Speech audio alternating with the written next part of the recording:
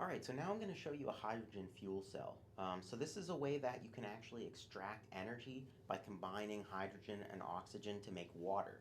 So the nice thing about hydrogen fuel cells is that they only produce water as a byproduct. So they're, in that sense, they're very environmentally friendly and very clean.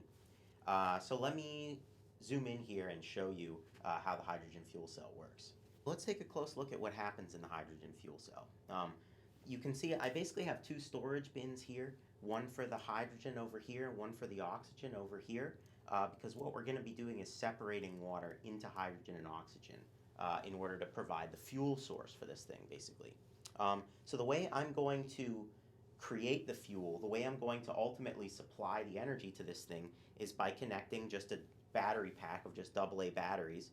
And when I start supplying energy, what you should see is that some gas starts pumping into my two little containers.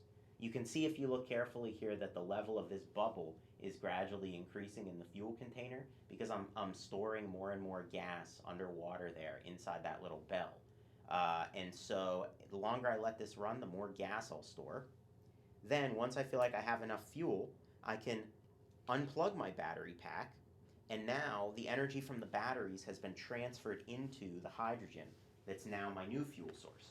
And so now, with my new fuel source, I can power, in my case, a little electric fan because the hydrogen fuel cell is going to combine that hydrogen and oxygen together and turn it into electrical energy again.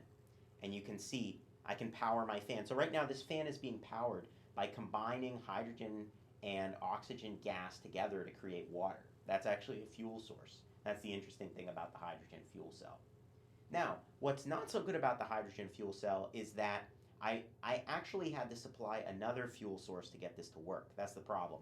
Really, the fan, if you trace the energy backwards with conservation of energy, is running off of the batteries from my battery pack.